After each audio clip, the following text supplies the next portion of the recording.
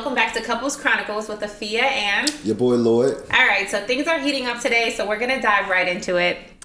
Should having gifts from a past relationship be a problem in your current relationship? Ooh. Let me first ask you a question. Do you have any gifts from your ex? I don't think I've ever asked this question. Yeah. Do you have any gifts from your ex currently? And what is it? I don't know. So this is my first time, y'all. He's so funny. I do. Which gift is this? It's like some sneakers. Oh, some sneakers. First I heard sex. I was like, what? Sex what? I was like, okay. Go ahead. Okay, how you feel about it? I think it depends, right? I think it depends on if the gift holds sentimental value. You know, I think it depends on like, why are you holding on to the gift? Are you okay with throwing the gift away? Like, if it bothers me as your wife or as my husband that you even have the gift, it should go in the garbage. If you say, hey, I don't want you to have that, I'll buy you another pair of sneakers. Sure. I mean, for me, my reason on keeping the sneakers, I like the sneakers. I've tried to wear them, and you told me I don't like those sneakers, so I don't wear them. So that's more so signs. like... They already knew. I already knew something about it. I didn't even know. I swear to God, I didn't know. I've tried to wear them before, and Lloyd told me, like, you know, I don't like the sneakers. And I was like, what's wrong with these sneakers? But outside of that, I think if your partner expresses to you, hey, I don't like the sneaker, I don't like the gift, or I don't even like the fact that you still have that, I think it shouldn't be an issue with you giving it away or throwing it away. So let me first respond to your response, and then I'll go with my answer. I think it's a problem because of what you said, though, initially. Like, let me correct that. I don't think it's a personal problem, but the reason that you gave, now I think it's not that the shoe that you have is a problem, but if it holds some type of sentimental value, then I think that's a problem. Because you're holding on to something... Right. That this dear to your heart or something, that's your ex. I don't care a sentimental value. I think if it's less sentimental, then it doesn't matter. Well, what is that measure? What is the measure of if the gift is your sentimental? Emotion. That's what the word sentiment means. You have an emotional tie to that object, and that emotional tie is tied to your ex. Again, I don't have a problem with it. I have gifts. I think like 2 gifts from exes, which is jewelry, watches. I'm a watch collector. I love watches. I think we've talked about this before, and she's like, nah, I'm going to buy you some watches. Nah, I did buy her. But some of my watches are expensive. Which yeah, she has bought me some watches. This one right here I'm wearing. She bought me this watch. But I think stuff like jewelry, I think if it's really, really expensive. Okay, wait. I feel like you're contradicting yourself because you just said... jewelry is sentimental and watches. I never said jewelry is sentimental. You just said jewelry. No, I said expensive. I said if it holds some type of sentimental value to you. The watch doesn't hold any sentimental value to me. I said it's expensive. Okay, so it's not necessarily about a price. It's more so just about like if it matters to you, if it holds sentiment, I should say. Yes, and price though. So well, not really and price, but hear me out. If your ex bought you a Birkin bag. I can't really tell you to throw the Birkin bag away. Or a Chanel. I think that's petty, or even if I feel away, I'm not telling you about throw away a $10,000 gift. I think a Birkin is like 20, but Chanel. I was talking about Chanel. Oh, okay. But like, I'm not going to tell you throw that away. Like, so I have some watches. Now, if you're holding on to that necklace because of sentiment and like, oh, this was the first thing he bought me on our first date in Paris. And those are your reasons, then I have a problem with it because now it's an emotional tie. I have a funny story about that. So actually one of my watches that I have, which is an expensive watch, a Bulgari watch, my ex didn't even give that to me. And that was my ex's watch that she gave to me. So I think that's funny. So she didn't care about it. I didn't even care that it was her ex's watch. I took the gift and it is what it is. It's just a watch to me. I like watches. Call me petty, call me whatever you want to call me, but you know. I think that, okay, so you feel like it is an issue. It's an issue if it holds sentimental value. Like for instance, if you was walking around with your ex hoodie, you sleep with your ex hoodie at night, right. That's a problem. Yeah. Now you feel closer to him while you sleep. You want to like, you know what I'm saying? Might have his scent. I don't even know. Right, but I think if you were to ask me, even if that was the case, I would tell you no. Like, the hoodie doesn't have sentimental value. So, well, then I gotta take you for face value. Right, exactly. So who is measuring what sentimental value is? Like, is it me? Is it you? I guess it's you. So I wouldn't know. Is what so you're saying. Your point is I wouldn't know. I'm going to say, hey, this hoodie has sentimental value, so I'm going to sleep in it next to you at night because I want to be closer to my ex. No, that's unrealistic. No one is going to agree to that. No one's actually going to analyze themselves enough to even realize that they're doing that and then admit that to you. So in any relationship ever, you don't think it came up to, oh, I kept this ring because my ex gave it to me and his mom died on this day. It just means a lot to me. You don't think that conversation ever happened? I think conversation happens more frequently than you think. I think that if I'm trying to save my relationship with you, or if I'm trying to maintain a level of respect, even if that was the case, I wouldn't acknowledge it. You're one of a kind, babe. I keep telling you guys. That's why I married her. But I'm talking about just regular people. Some people are hard-headed. Some people want to do what they want to do. Yeah. They don't know how to compromise, like we talked about in our earlier episodes. But yeah, I'm really not that petty. I'm probably the least pettiest person you ever met. But like again, the sentiment is where I feel like, and you're right. I didn't think about that. Right? Who's to measure sentiment? Like, right. You can tell me one thing, 100%, but feel something different. Or even the I just conversation. think a hoodie. Period. I'm throwing that shit away. I think to be honest, like even having the conversation brings up a moment of reflection. It allows you to sit back and say, dang, like, does this hoodie really mean something to me? Maybe I like the hoodie. Maybe it was a Louis Vuitton hoodie and I'm like, oh, I really like this hoodie. Now you play with my words. No, I'm just saying, but you see what I'm saying? Like, maybe it's a Louis Vuitton hoodie. Maybe it's a Chanel hoodie. And I'm like, oh, I really like this hoodie. Like, like who's to say, even in your mind, that you're not saying to yourself, well, this hoodie doesn't have value. It doesn't have sentiment. I just like it because it's a Chanel hoodie, and a Chanel hoodie costs this amount of money. So who's to actually say what is the measure on sentiment?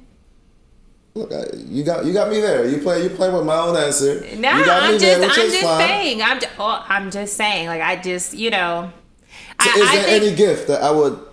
Again, we're just playing. I think if you honestly come to your partner and you say, hey, listen, I think you should throw away whatever gifts that your ex gives you, or there's always compromise, right? We always talking about it, even if it's like, okay, well, man, this Chanel bag costs $10,000. Okay, well, you can sell the bag, get the money, and buy a new one. And you know what? I'll even add to it for you to have a new Chanel bag. Like, it just depends on how much it means to you, you carrying, having this gift from another relationship. Like, if it really bothers you, your partner 100% should concede and say, okay, like, yeah, I'm gonna throw that away, or I'm gonna sell it, or it's not that big of a deal. Now, if your partner is really fighting you on it, like, I need to keep these watches, or I need to keep this, yes, it's going to raise red flags about, seriously, it's going to raise red flags about the sentiment behind the gift. Like, if it's an issue with you throwing away the gift, yes, that's a red flag. So I don't know what type of gift that is. What gift would I have had to have from an ex that would make you uncomfortable? Me, it's a hoodie. Like, you're not sleeping and walking around the house in this man hoodie. Yeah. Like, if I first start dating you and I see you in an oversized sports hoodie, I'm already asking, who hoodie is that? That's just me. That's how my mind works. It's too close to home, because you think about, you sleep at your boyfriend's house, then you leave with his hoodie. Yeah. So now you left with this man's hoodie and you never gave it back. Yeah, and you got the nerve to be sitting in my living room with this man in the house of the bills I pay. Oh, no. That's probably the petty thing in me, but that's just how my mind works. For me, I think I draw the line at the hoodie. Yeah. Jewelry, I don't really care. I disagree. I think jewelry in my mind is a lot more sentimental. I think, jewelry, a person can go to the store, and even that's sentimental. If a guy is going to the store and buying a piece of jewelry for a female, that's sentimental to me. And vice versa. The first gift I bought you was jewelry. I think it was a cross. No, first it was a dog tag. It sounds weird, but like, I was into dog tags. He was into dog tags back then. Then I bought you a cross because you love Jesus, and then I bought you a watch. So I think all three of the gifts that I bought you have, in the beginning of our relationship, all had sentimental and still have sentimental value, and they were all jewelry. So I think for me, jewelry is a lot more sentimental. And I agree with you, even that an article of clothing can be sentimental. It's like, well, I think where you draw the line, in my opinion, is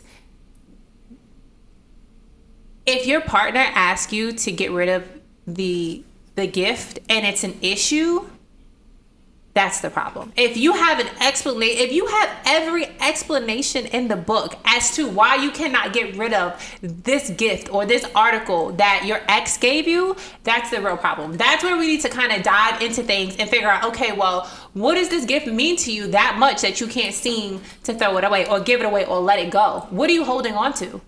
No, I get you. And your point is valid. I definitely get you, but we both have our thoughts on that. So we could throw away. You could throw away jewelry. You could throw away articles of clothing. Yeah. But you can't throw away family, right? Right. So how you feel about that? Should exes still talk to their? I mean, should you still talk to your ex's family? I think. See. Should. It's debatable. Yeah. Can you? Is it a problem? Should it be a problem? Is it okay? I think the issue is that sometimes, and you have to be careful because one, I would be lying if I said I'd never talked to my ex's mom before, right? So while we were there? Yeah, like I don't want to be a hypocrite and say that that's not the case. Like not now, obviously, very early on, but I don't. It depends on. Good save. That's pretty good. I think it depends on if talking to your ex's family is a gateway to still be connected to your ex. I think it always is. Well, there you go. I don't think that for me, when I was in that position, like I don't talk to her currently, but I don't think that it was to still stay connected to my ex. I think it was more so, me and her had built a relationship and now, because the relationship didn't work out, kind of acting like these people died is weird. And also, it's like sometimes you have to be careful because sometimes people contribute so much to who you are in your life. And then when the relationship doesn't work out, it feels like F you, and that is very difficult because like if you poured into me, especially as a mother figure, I can see how it can be like, not helped you get to the point where you are, but I contributed to it in some form or facet. And to just act like I died is just not cool. So I think to answer your question, I think staying in contact with your parents' exes has everything to do with if it's a gateway to staying connected to your ex, because if you're still going to the family barbecue, yes, that's a problem. I think if you're sending a text message, okay, that's okay. But if you're going to the family barbecue, you're going to the family reunion, if you're still going out on lunch dates with your ex's mom, that's where we draw the line. That's an issue. Now, an occasional text message, okay, how you doing? You alive? Are you dead? Are you sick? Do you have cancer? Not like that, not to be so in depth, but you never know, right? So I think an occasional text message can be respectable. But I think if you're still engaging in family activities, you're still going over to the mom's house, still helping her with her groceries, that's when you kind of got to draw the line and say, hey, you're sending the message that this is too much. Gotcha. Well, my wife knows me. Anything with exes, so then once I start talking to you, it's a wrap. Family, I won't say friends because sometimes you become friends. That's why I didn't include that in the question, right? Friends. Sometimes you are friends with your partner's friends, but you just try to make sure y'all not in the same room at the same time or something like that. But even that can be dangerous. That can be dangerous too. But I think anything with exes is a wrap for me. Yeah. So I'm not talking to Granny. I'm not talking to your sister.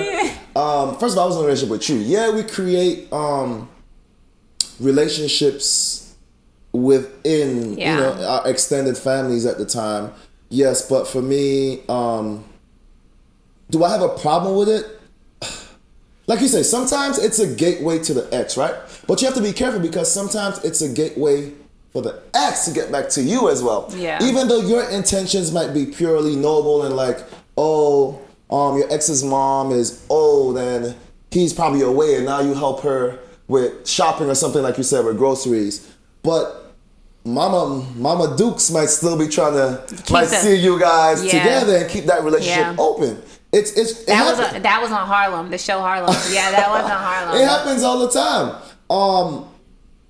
Like for instance, and no fault to Mama Dukes, right? Yeah. She's doing what she feel is best for her. The line of communication, like you said, just have to be short. I'm very good about making that drastic cut. Nice, sharp, clean cut once I separate. Now, if you told me that like that instance that I just told you. Oh, I don't even know what type of conversation. I think I'm a cool dude, but my ex's mom. I mean, my ex doesn't live here. He's in the army. He's in Germany, and his mom is old, and nobody's here for her, and I help her groceries, whatever. I think I might be accepting of that. But in my mind, in the back of my mind, not that I'm looking at you with a side eye or anything, but in the back of my mind, I'll probably have that conversation with you. I'll be like, you know what? Just make sure, even though she's old, granny, Mama Dukes, just make sure she isn't trying to keep that connection there in the possibility, because then it'll make me uncomfortable, right. And I don't want to, have to. And I think you're very good at that. I think you're very good at, picking and choosing and creating lines and saying, you know what, we're not even going to keep the connection in any types of way so that there's no confusion on where we stand. True story. I remember one of my exes before you, to make that clear, reached out to me via Instagram. Like this is how clear cut I am. And she was like, "Oh, I think we need to revisit our friendship." I put LOL. Nah, you're annoying. That's what I got. My comment was LOL. Yeah. She responded by saying, "What's so funny?" And my next comment was, "Why?" Yeah. Simple. I don't have no hate towards you. Yeah. But I think we have to make it clear. Unless we're planning to revisit this or rekindle or have some hope of rekindling, I think exes should be exes. And I know people are going to say, oh, some people are still friends with their exes, and my best friend is my ex. I always tell you this. I've told you this in the past. If anybody that know how your private parts look aren't your friends. Yeah. Anybody that know how your genitalia looks isn't your friend. You can't sell me on that. Yeah. You know what I'm saying? Which is fair. Yeah, so, I mean, for each his own. Not for each his own. I guess for each his own. Yeah. That's my perspective on it. I don't think I agree with that. I don't think that you should. I don't think that if you and your friend, I think if your best friend is your ex, y'all not friends. I don't even. Right. As a matter of fact, there's an actor. Gosh, I have to get his name. My best friend is my ex. No, I have to get his name. He was married for like 35 years, then left his wife for his best friend. See, that's why you can't be. See, that's it right there. I have to get his name. You know what I mean, man. I have all these thoughts. I feel like I think we talked about this too. But I think the opposite sex best friend is just waiting their turn. You think so? Yes. I think it's hard. I mean, we've had this conversation before, and I know we have to move on to the next topic. But I don't know. I think sometimes when you're friends with someone long enough, just like dating, I think you see the real them and you realize, oh my God, I could never be with you. Like this, like I couldn't even like really cross that line romantically, because you've seen that person in all capacities, right? And granted, that could go both ways. It could be like, oh my God, you're such an amazing human being. I would really love the chance to be with you. Which you would probably take the stance of that's how a lot of my male friends view me. But like, I feel a lot of my male friends. I think that's how they probably started out. Now you're married with kids. It might have, breaking them down a little bit, which is cool. Look, you're a guy. You're guys. I'm a guy. I get it. But at the same time, I'm not threatened by. I don't think I've ever been threatened by any of your male friends. But it's like I don't want to make it seem like warring games, but it's that type of thing when you first start dating. It's like, you know what I'm saying? So go ahead. Sorry, I'm gonna cut you off. I can't even remember my thought. You were talking about that's how I view some of your friends in the beginning. I don't know. I can't remember. I'm sorry. I lost my train of thought. While we're here though, let's talk. This wasn't part of it, but we're throwing it out there. Let's talk about friends. Mm-hmm. Should you talk to your ex's friends? Like, imagine you guys built this community of friendships together, right? Yeah. And now y'all broken up. I think that's one of the weirdest situations too. And I've been in that situation. And I have removed myself from the situation. You remove? I can see that. You're definitely that type of person. I have. I'm not messing with none of y'all. I have been that person where I introduced the person I was dating to my friends, and then they started hanging out after we were no longer dealing. First of all, I feel like, it it felt like manipulation. I felt like he was hanging out with them because he knew those were my friends, and as long as he was friends with them, you have some type of connection yes, to you. See, to there go that bridge again. No, Bridge. I agree, and that's why you have to be so careful about bridges and connections, whether it be to your ex's mom, your ex's friends, because those bridges are tunnels to get back in, right? I get it. I definitely understand. But yes, I have been there where my ex was friends with my friends, and I stopped hanging out with all of them. I'm like, oh no, this is not it, because I don't want to be reminded that every time I'm with my friends that you're there, or whatever happened between us is staring me in the face. Or like, I don't want to deal with that. It is uncomfortable. Like, you gotta not have two separate parties because no, like, I don't want to deal with that. Luckily, I haven't had to deal with that because my relationships have been separate from like each other. What they call it? Whatever degrees. How many degrees of connection? What's that saying?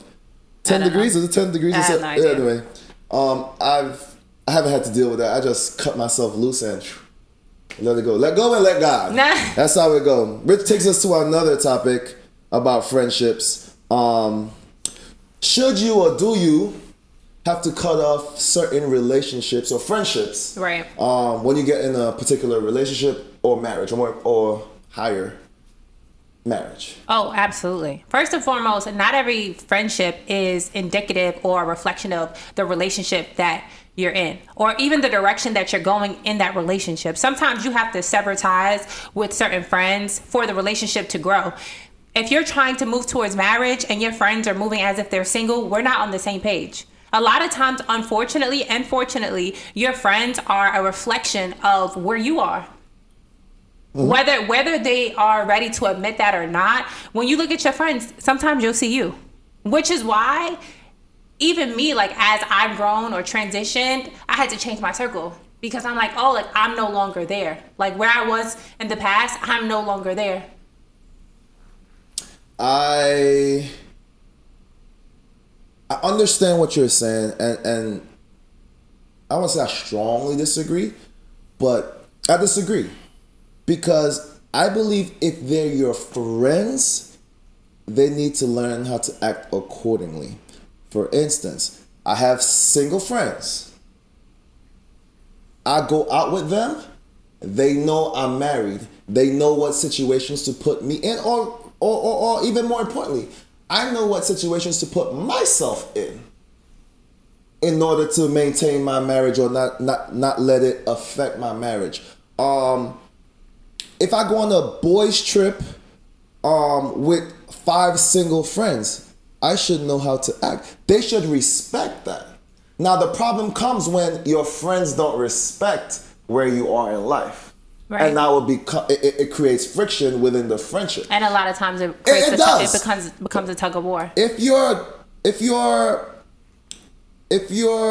I'm connected to my wife. If I'm smart, I know what and what not to do. And my friends should share that sentiment with me. Like, my friends should not want me to get in trouble. You understand what I'm saying? Like, I think your friends need to, I think it's on your friends, it's on both you guys. But your friend, you should, I don't think if they're good friends, you shouldn't have to cut ties with a friend because you got married. They should be your friend and understand you're married now. You can't do this, or you should not do this, or let's not do this. Let's adjust to our lives, because both our lives have adjusted. You're still single, I'm married, or in a relationship. I can't go to girls trip in whatever, what you call that, Mardi Gras, and be showing titties. Yeah. Like, you know what I'm saying? Like, that's what I mean. So I think and I'm not saying it doesn't happen. It happens more frequently, probably your way, than what I'm saying. But I think true friends should be able to adjust to your lifestyle. See, it's not that I'm disagreeing with you. It's just that a lot of times it could even be environment, right? Like, they could understand that you're in a relationship or that you're married, but when you're out with them, the activities that they're now putting you around and the atmosphere that you're now in, is that reflective of a married man? If you guys were hanging out and going to the strip club and now you're married, maybe like... That was going to be my exact... I'm just saying, like, sometimes, argument. You know, like what you may have enjoyed doing together when both of you were single may not be reflective of what's acceptable or okay when you're married, right? And it doesn't just have to be the strip club. It could be several other things. It could be, hey, I'm going out to meet females and meet women or bad girls, whatever. Like things that you guys may have enjoyed together as friends, as single friends, may not be reflective of what you enjoy as a man that's in a relationship. What if you just want a wingman? No, you're a good wingman. listen, I think, again, it comes down to me the married man. No, I agree. But a lot of times, even when you're talking about influence, when you're talking about a confidant, when you're talking about, just even environment and how you're moving together, the things that you do, the conversations that you're having. If you are talking to somebody that, doesn't value marriage, what are we even talking about? If your single friend doesn't value marriage, doesn't value a relationship, what are you guys having a conversation? How can you possibly, let me finish, how can you possibly come to him and say, hey, this is what I'm going through in my relationship? How can you come to him for advice, when he doesn't even value being in a relationship, being married, or even, just being together? Like his views and standpoints will not align with yours. And at some point, you guys shared those viewpoints. Now, how he feels doesn't agree with yours. So how can I come to you and have a conversation? So we've had this conversation before, and I told you I have probably about 5 to 6 men that I will call friends. I'm very clear cut on who these people are. And I've always told you, each friend has a purpose. I'm not going to go to my single in the street guy and talk to him about a marital issue. He doesn't have enough that in common. He doesn't have enough experience with that. Right. He doesn't have enough history to give me anything valuable. Not saying that he might, but I'm not going to him with my knowledge or with how I feel. I'm not comfortable going to him for that. Me and that friend have other connections. Right, but now what if the majority of your friends are single? What if you are the first person to get married? I was the last person in my friendship to get married, and it didn't affect anything. But I was the first. But that's what. So you understand? But I was the first. I got married, and none of my friends were married. All of my friends are now getting married, and I've been married for 5 years. So what I'm saying? And did it affect your friendships? Yes, absolutely. Like almost all of my friendships. It's like you're not in the same place as them, and whether they want to admit it or not, whether they had that conversation with you or not, it's uncomfortable. It's like, okay, girl, we can't go to the bar together. As a matter of fact, I went out last weekend, and it was like, oh, where's your husband? You're by yourself? Oh, since you're by yourself, you want to come here? Like, and not that anything inappropriate happened at the second event, but it's like people view you a certain way or stop inviting you or have an issue, once you're married or in a relationship. They feel like they don't have anything in common with you anymore. And it's like you guys that might be true or it might not be true. Or it might be like, okay, I know how I get down, so I might need to take a step back from hanging out with you because it doesn't align with where you are right now. And when I say sever relationships and sever friendships, sometimes your friends will make that decision for you because they know how they get down. It doesn't necessarily have to. So that's the friends that you should keep. But that's what I mean. But what I'm saying, a lot of times it's not for guys that clear cut, but a lot of time for women it's not that clear cut. It's just we don't hang out anymore. And I'm telling you from firsthand experience. A lot of times, it's like, okay, we're just not cool anymore. Or it's like, you know what, I don't feel comfortable because you're now married or you're in a relationship and I'm not, and I don't want to be the third wheel. So I'm going to go find me some other friends to hang out with that are single or have more in common with what I do. A lot of times, whether it's spoken out loud or not, relationships do sever when you get married or get in a serious relationship because it's not reflective of your actions. You guys don't have those things in common anymore.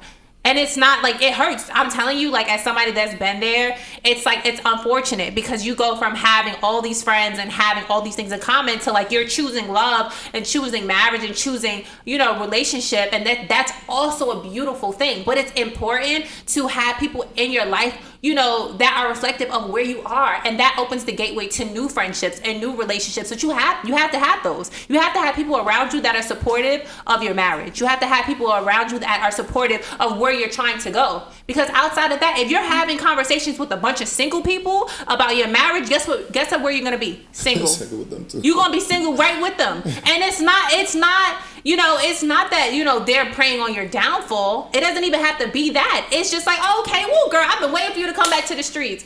That's crazy. You know, and it's like, I'm serious. And so I'm going to be honest with you, and I don't mean to talk long. No, be honest. I remember when I first met you, you know what impressed me about you? Was your friends. And what I said was, wow, all of his friends are either married, getting married, having children. And don't get me wrong, I was older though. Right, but what I'm saying is, by seeing who you were friends with, showed me who you were. You understand what I'm saying? And so I was like, oh wow, like, you know, all of his friends, you know, live a very like straight life. You know, they're trying to be better men. They're trying to be men of God. They're trying to be husbands. They're trying to be fathers. And even if I wasn't there yet, being with somebody that wanted to be there, that was moving in that direction, showed me, okay, this is somebody that I can build with. You see what I'm saying? So it just, I don't know. Like I said, I believe that certain relationships have to sever, have to take a back seat, for the relationship to flourish. That's fair. Again, I still disagree, but and I just realized something. Even us talking, right? And this came up. So you were the first person to get married in your group, and it affected your friendships. I was the last person to get married in my group, and it didn't affect.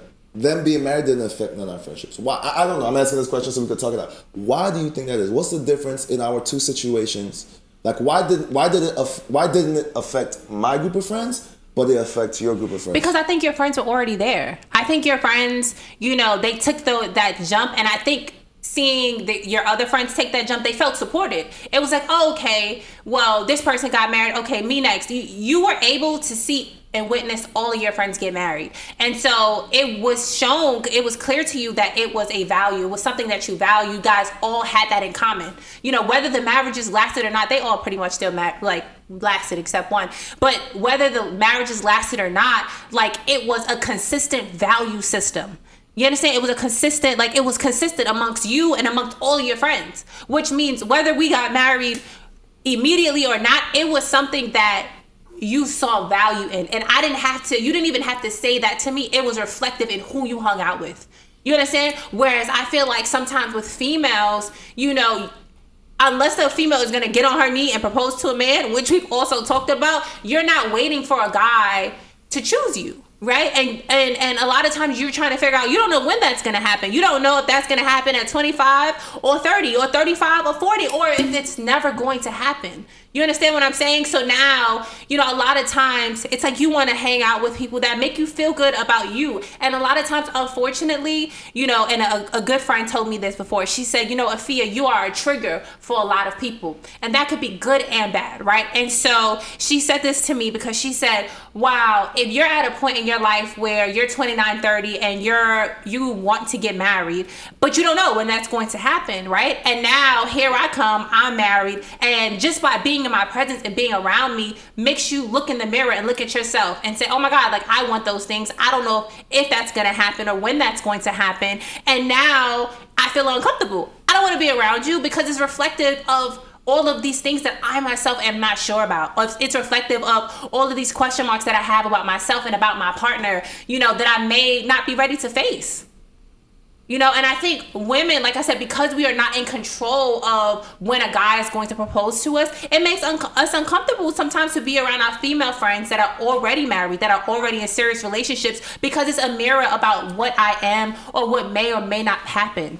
And it really takes a strong, a supportive, loving friend to show up for her other friend, even when she herself is not in the position that she wants to be in.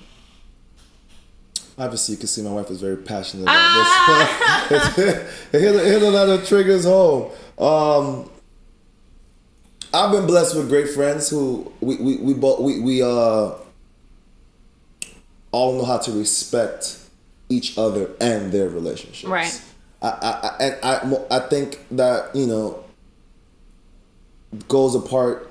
A major part is me choosing who my friends are. Not saying that I'm just saying I think I was blessed just hearing you. And I've been married to you now 5 years, been together for 8 going on 9. I've seen these relationships that you're talking about. But I think I've been blessed with friends that really know how to maneuver. We would step away for a while if there was some type of friction or and we respect each other way. But I get a very valid and very, controversial topic, but a very necessary conversation that Right. had to be had. Sorry. That was good.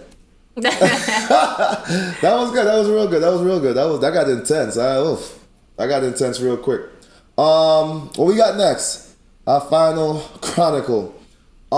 This one we've been seeing a lot of, I've been seeing a lot of memes, video memes, and topics about this topic right here. Is there a perfect timeline in which marriage should be talked about or introduced into a relationship while dating? Let's be clear. I think it's men versus women, though.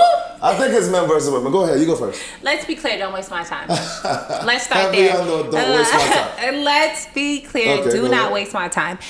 If marriage is not on the table, let's talk about that from the jump. Gotcha. Right? And if it is something that you value and something that we both have in common and that we're working towards, amazing. But don't allow it to be 5 years later and now you're telling me, actually, I don't believe in marriage. Actually, it's not something I want to do. Actually, it's not something that we both value. Because now you've been wasting my time for 5 years when it's a conversation that could have been had out the gate. So what's that timeline? We just throwing time, 5 years. No. What is that timeline?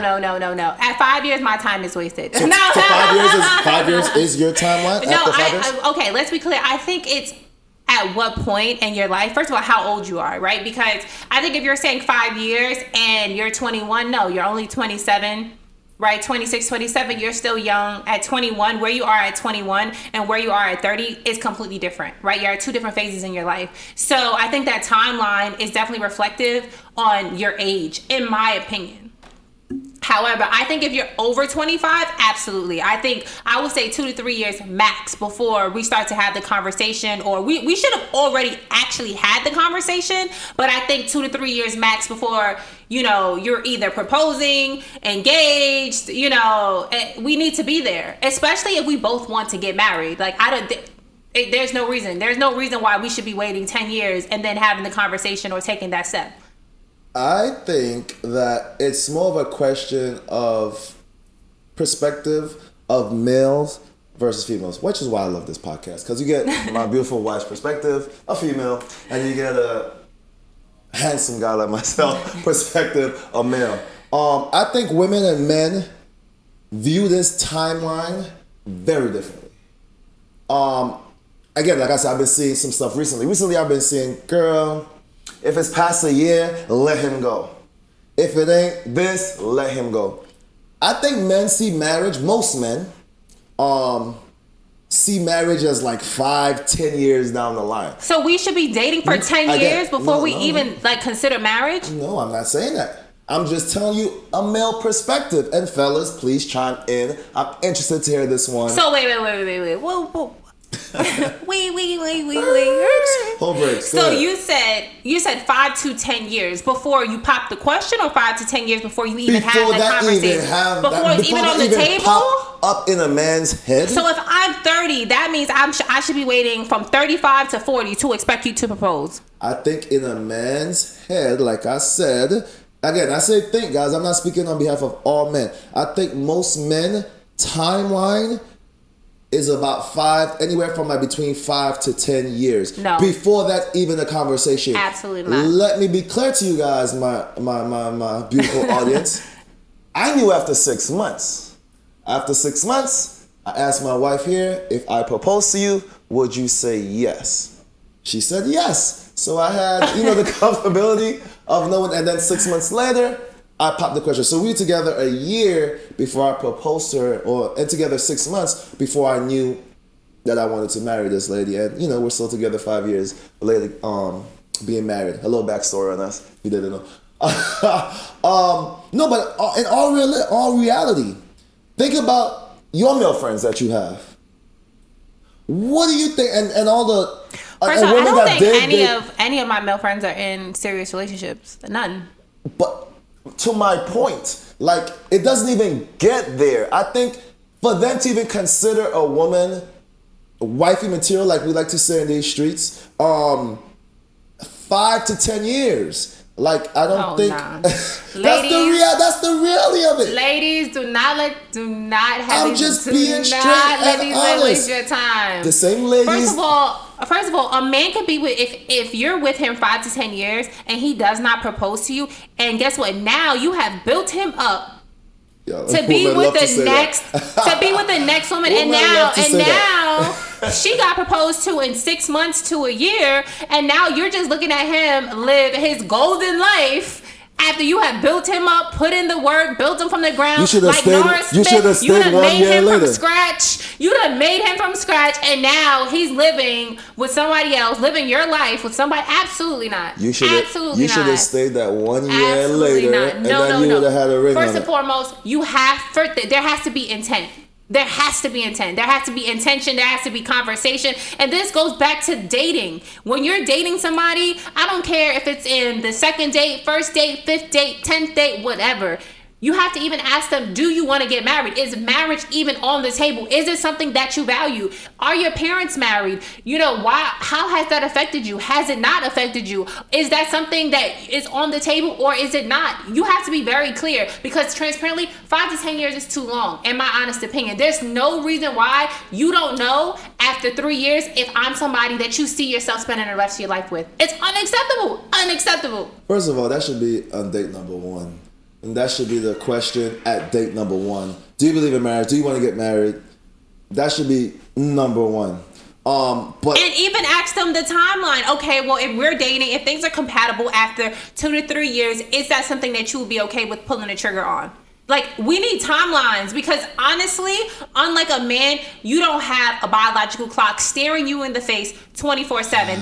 The reason why a lot of women start looking at who they're going to marry by the age of 30 is because by 35 and 36, guess what? You're considered high risk. So now we're not only trying to find, a life partner, a husband, my child's father. When we're dating somebody, dating with intent is so important, because we need to know, okay, where's your head at?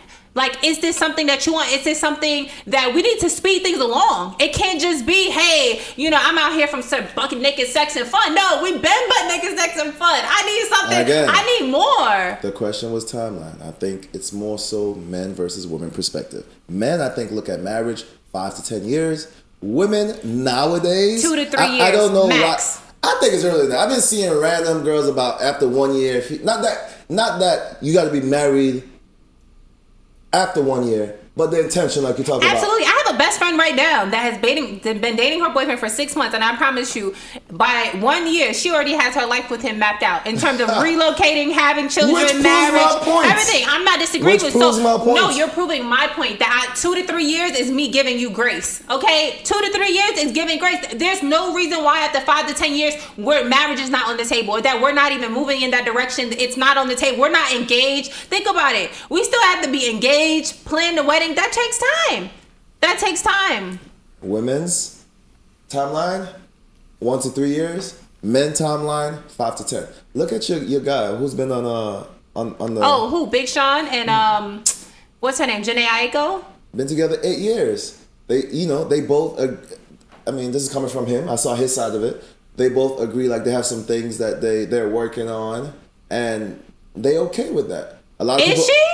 I don't really know. Did you see the video? I don't really know. Where she was like, "What ring?" Because that doesn't say okay to it to me. That doesn't sound, oh, I'm okay with no ring to me. Because she said, "What ring?" and looked at her hand in front of thousands of people. So according to my timeline, 5 to 10, he's in year 8. Right. He's right on time. But check this out. Check this out. You know why I feel like, I'm not gonna say that's BS, right? I don't want to be disrespectful on the podcast right now. It is what it is. He proposed to his previous girlfriend after what? We gotta get the Carfax, because he's already proposed before. Okay, so it's okay for her. It's okay. Yeah, but he hasn't even done that. He hasn't even got on one knee. I know, but you're saying she's propose. okay to have your child, but she's not okay to get down on one knee and propose. It doesn't matter what y'all have to figure out. If you haven't figured it out in 8 years, no relationship is perfect. There's always going to be work that has to be done. And if, like I said from the jump, if she's okay to lay her life on the line and have your child, there is no reason why you haven't considered or taken the action to putting a ring on her finger. There is no reason why. Absolutely not. So let's be absolutely, especially because you've gotten on your knee for somebody else before. Because if it's not a matter of whether you value marriage or not, because clearly you value marriage, or you see it as something that you want because you've done it before. So maybe you just don't want it with me. Maybe that's what it is. True too. So like it don't take 8 years to figure that out. What are you figuring out? So rewind time again. I love to do this because I like to reference it to us. Rewind, go back 8 He's years. like, 9 years ago. He not. My wife feels important. 9 years ago. 9 years ago. My wife is passionate about that. 9 years ago we met. Again, I want to be clear. I want this clear-cut answer. 9 years ago we met. We dated. I didn't do what I did. I didn't ask you after 6 months and propose to you after 1 year. Then got married to you 2 years after that. Right? Yeah, we lived together for 2 years and we got married on that third year. So we was together 4 years before 3 years and a half before we got married. If I never proposed to you, what was that timeline for you? I would still put 3 years. 3 years So for me at 25. It's nothing wrong with that. I think you know. Because I want to hear people's numbers. I still stand by the 3 years. 3 years I think for me, 3 years would have allowed me to know that, okay, like 3 years before we're having the conversation, what does an engagement look like? Is that something? Is that, you know, the direction that we're moving towards? I have a friend. I actually had a conversation with her just this past weekend, and she's been in a relationship for 4 years. And she said to me, you know what? It was cute when we were 21, but I'm 30 years old, and we've been together 4 years, and we're not working towards marriage. No, what are we doing? Sense. She's like, what are we doing? She's like, the relationship is fizzling out. Because if we're not working towards marriage at 30 years old, we're wasting each other's time. If that's not something that's in the future, if that's not something that we're on the same page about, if I don't see you as my person, we're wasting each other's time.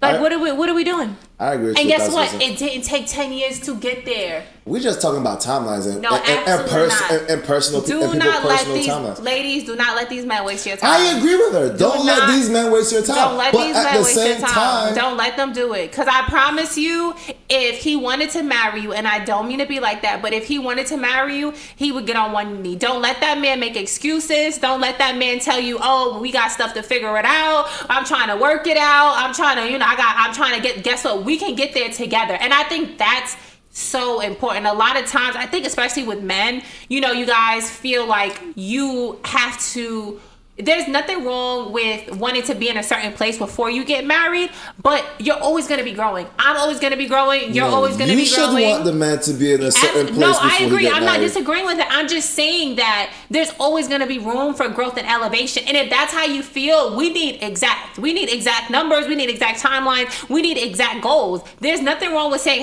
hey, guess what? We can get engaged after I finish school. We can get engaged after I get a job. We can get engaged after this. No, those are conversations. Those conversations need to be had, because guess what? No one wants to be out here looking like boo-boo the fool. Honestly, nobody. You don't want to be looking back like, oh my God, I gave this man 5 years of my life and 10 years of my life, and I have nothing to show for it.